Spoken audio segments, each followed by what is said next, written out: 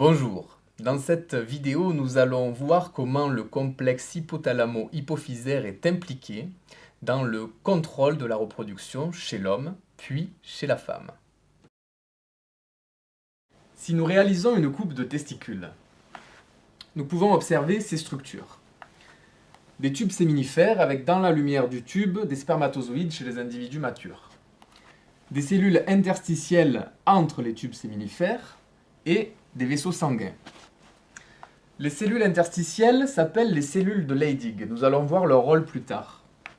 Certaines cellules de la paroi des tubes séminifères sont les cellules de Sertoli. Elles sont impliquées dans la spermatogenèse. Si nous revenons à nos hormones sécrétées par le complexe hypothalamo-hypophysaire, qui arrive donc par les vaisseaux sanguins puisqu'elles ont rejoint le système sanguin. La FSH va venir stimuler les cellules de Sertoli et donc la spermatogenèse. La LH, quant à elle, va venir stimuler les cellules de Leydig qui vont à leur tour produire de la testostérone qui va stimuler également les cellules de Sertoli pour la production des spermatozoïdes. Nous rappelons que la testostérone a également un rôle dans le maintien des caractères sexuels secondaires et dans la libido. Mais cette testostérone rejoint également le système sanguin. Et elle a un effet en contrôle-retour sur le complexe hypothalamo-hypophysaire.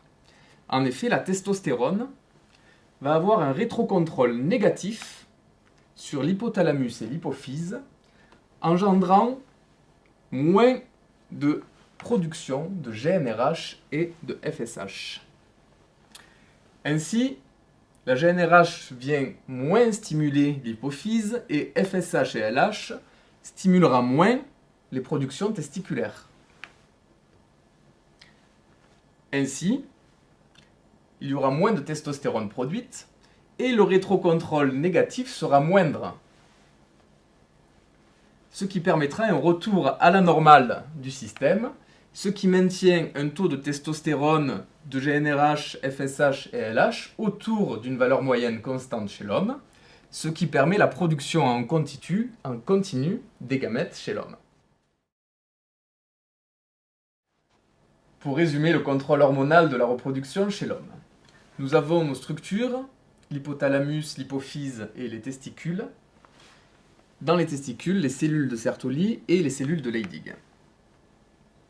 L'hypothalamus sécrète la GnRH, une neurohormone qui vient stimuler l'hypophyse, qui va à son tour générer de la FSH qui vient stimuler les cellules de Sertoli, qui vont être impliquées dans la spermatogenèse.